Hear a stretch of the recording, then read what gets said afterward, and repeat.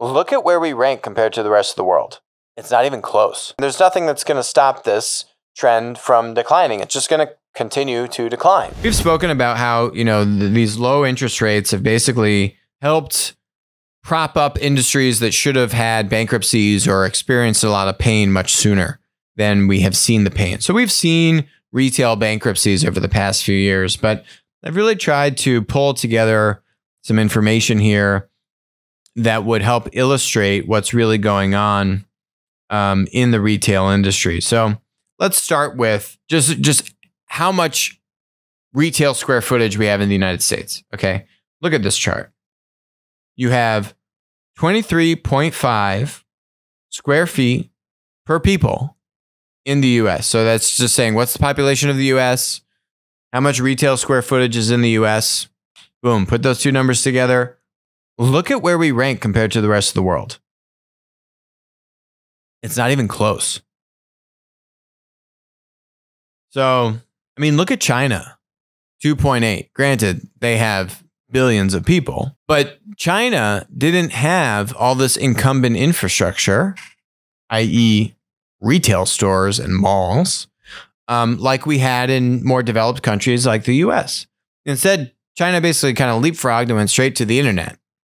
Alibaba, as we've said, Alibaba has about 3 times the amount of GMV than Amazon does. I think Alibaba has over $600 billion in GMV. Those are US dollars. And Amazon has $277 billion in GMV. So there's just much more throughput, right? The Chinese are just buying more stuff online. And so that kind of makes sense, right? There wasn't this trained motion of going to a store or a mall and that just behavior. There was less kind of hurdles there. So, and as we've seen with Pinduoduo, just blanketing the rural environment with group buying in rural China, you're just seeing a lot of innovation there that they don't have this existing behavior to have become accustomed to go to retail stores like the US or Europe has. So keep this Australia number in mind here, 11.2. I'm going to come back to some Australia data here, okay? So now basically what this article is talking about is that PE firms are buying retail companies, loading them up with debt. The PE firm takes out their money and pays themselves high management fees, basically kind of strips the company dry, makes their IRR. And then, a lot of these companies go belly up. And then the creditors, who are the debt holders that the PE firm brought on, they get stuck with the bill, or basically they get stuck with taking a huge haircut on the money that they lent to these retailers.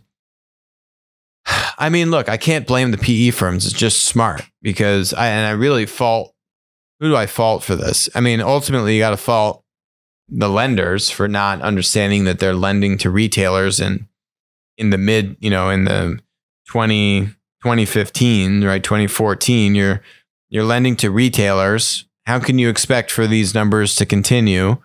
They're being propped up by your debt, cheap debt. And, eventually something's going to have to change here. And that's, they go belly up and you lose your money. I do think the brokers and the banks that are facilitating these loans should take some responsibility as well, because the bankers know that they're selling a hot potato and they're getting paid nice fees. And I don't think they've really done probably the best job informing these customers that the loan they're about to issue could probably go belly up in a couple of years. But hey, it's neither here nor there. Basically, what's happening, this is U.S. department store total sales. Boom. You notice a downward trend. Obviously, okay, this was kind of pre-2008. You see the biggest sinking, but this is just continuing to decline. And there's nothing that's going to stop this trend from declining. It's just going to continue to decline. Marketplaces are going to continue to have a more commanding share of B2C retail in the US. I think right now you have a $2.5 trillion retail industry in the United States. Amazon has over 10% of that, $277 billion in GMV. I'd say net, if you got maybe another Net, you're probably between $300 or $400 million. And it's a wide range, but you're in between $300 or $400 billion in e-commerce in the United States. So you're say around 15-ish%, maybe 15 to going on 20% over the next 3 to 5, maybe 2 to 3 years really at this point. It's a substantial amount of the industry, especially considering the amount of square footage in the US, right? So these things just don't line up, right? Does that make sense? Now, this is Australia. I couldn't find numbers on this in the US, but this is Australia retail net margin. So net profit as a share of total income in Australia. Now, Australia was the number 3 country on that list of retail square footage per person. E-commerce penetration in Australia is nowhere near as strong as it is in the United States or Europe for that matter. Okay. So you would assume that Australia's numbers should look better than the US's numbers. But look at Australia's numbers. This is not good, folks.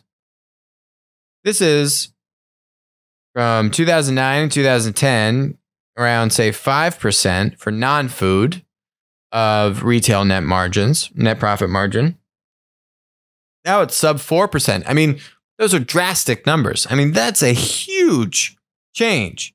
Not to mention where it was kind of before 2010. So this number is just going to continue to go down. There's nothing that's going to change that. And what is happening is that these retailers are able to extend these loans, and eventually, you're not going to be able to extend the loans anymore. But they've been able to extend the loans.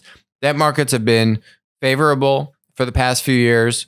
Interest rates have been very low. And so they've been able to kind of just keep this gravy train rolling and renew these loans. But that's not going to continue. And you're going to start to see a lot more bankruptcies in retail, which should have come a long time ago.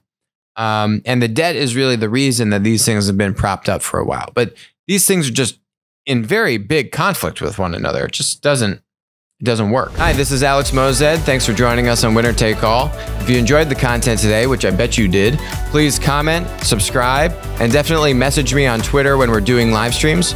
Also, please note, all opinions expressed about stocks or public companies on the show are exactly that, opinions. This is not investment advice. Don't act on it. WisdomTree licensed Applico's Platform Insights data product to aid in the creation of the PLAT ETF. Thanks for joining us.